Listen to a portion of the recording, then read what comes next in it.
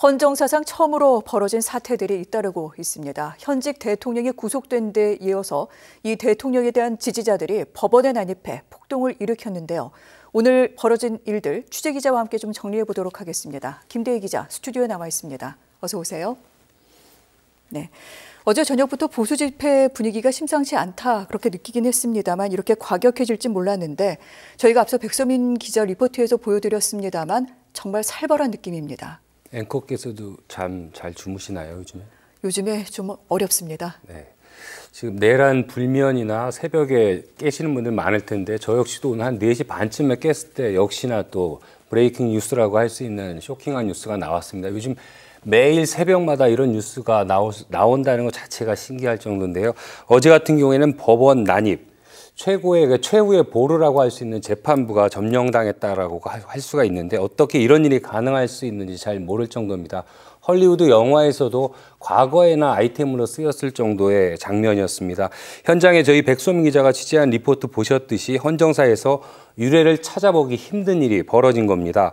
지금은 현장이 거의 정리된 상황이지만 꼭 12시간 전이죠. 새벽 3시쯤이었습니다. 영화에서나 볼 법한 상황이 벌어진 건데 시위가 격해진 건 윤 대통령에 대한 영장 발부 소식이 전해진 뒤였습니다. 당시 촬영된 영상을 보시면 급박했던 상황을 고스란히 느끼실 수 있을 정도입니다. 네, 이 촬영된 영상, 우리 취재진이 촬영했을 뿐만 아니라 사실 또 이 법원에 난입한 유튜버들 스스로가 촬영한 영상이기도 한데 사실 보면은 법원 정문으로만 들어간 게 아닙니다. 법원 건물의 유리창을 깨고 난입을 하고 후문 쪽으로도 진입을 하면서 동시다발적으로 일어난 것 같은데 아수라장이란 말이 정말 따로 없을 것 같습니다. 네, 맞습니다. 아까 화면에서 보시듯이 그 시위자들이 들고 있는 거는 경찰 방패였습니다. 경찰하고 아마 몸싸움 벌였던 장면까지는 없지만 어떻게 그 방패를 이용해서 유리창을 깨는 장면이 있는데요. 유리창 두께가 한 7cm 정도, 7mm 정도 굉장히 네. 두꺼운 유리인데 그게 깨질 정도의 충격이고 뒤에 당연히 다행히도 아무도 없었기 때문에 이제 그 유리 뒤에 다친 사람은 없었습니다. 당시에 지지자들로 보이는 시위대는 법원의 담을 넘고 스크럼을 짜서 경찰의 저지선을 뚫었습니다. 경찰로부터 빼앗은 방패와 플라스틱 의자 등으로 유리창과 법원 문을 훼손했습니다. 확보 영상을 보면 한때 법원 건물 다른 층에도 진입한 것으로 확인됐는데요. 시위대는 또 어제 저녁 영장 심사를 마친 공수처, 검사들의 자동차를 빵꾸내기도 했습니다. 그 날카로운 물질, 아무래도 뭐 커터칼이라든가 약간 날카로운 칼을 이용해서 바퀴를 아예 훼손한 건데요. 겨우겨우 차량 2대에 나눠서 수사관들이 법원에 들어갈 정도였습니다. 네.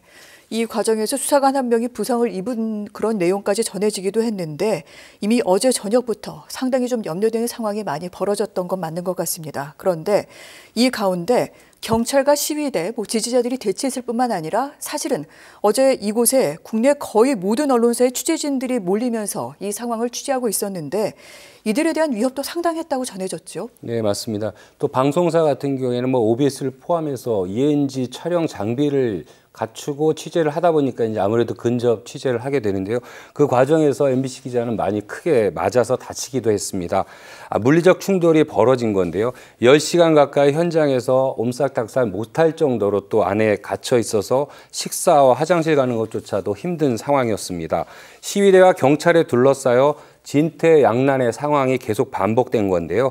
OBS 현장 중계차도 시련을 겪었습니다. 뭐 큰 파손은 아니지만 워낙 강철로 돼 있어서 뭐 국기봉 등으로 다치지는 않을 정도지만 안에 있을 때 밖에서 두드리는 소리라든가 국기봉으로 내리치는 소리가 많이 들렸을 정도입니다. 일부 시위대는 법원 밖에서 취재진을 위협하고 카메라, 메모리 카드를 빼앗는 등 매우 격앙된 분위기에서 흥분을 감추지 못했습니다. 시위 현장 바깥도 위험하긴 마찬가지였는데요. 이번 사태와 무관한 행위를 진보 쪽 지지자가 아니냐며 몰아세우면서 위협하기도 했습니다. 어떤 주의나 주장을 내세울 수 있습니다만 사상 검증까지 하는 듯한 이런 모습은 사실 어떤 시위, 집회의 자유라고 얘기하기는 어려울 것 같습니다. 자, 이 사태에 대해서 경찰 일단 서부지법 폭동 관련 수사 전담팀을 설치를 했고요. 현행범도 여러 명 체포했는데 어떤 내용입니까? 네, 현행범은 현재까지는 86명, 현재 아마 9명을 넘어설 거로 생각을 하는데요. 같은 시간 동안 소방당국에도 10여 건의 부상 신고가 잇따른 것으로 전해졌습니다. 경찰은 일단 체포한 시위대를 서울 시내 경찰서로 분산 유치하고 정확한 사건 경위를 조사 중입니다. 법치주의 최후의 보루인 법원이 습격을 당한 건 헌정사의 유례를 찾기 힘든 일인 만큼 이번 사태에 대해서는 엄중함을 계속 유지할 것으로 보입니다. 경찰은 또 만일의 사태를 대비해 법원 정문을 기준으로 해서 양옆 길목을 통제하고 경계 태세를 유지하고 있습니다. 윤 대통령에 대한 구속영장을 첨부한 판사죠. 차은경 부장판사에 대해서도 신변보호 요청이 강화됐는데요. 이 부분은 아마 마포경찰서에서 담당할 것으로 보입니다. 네.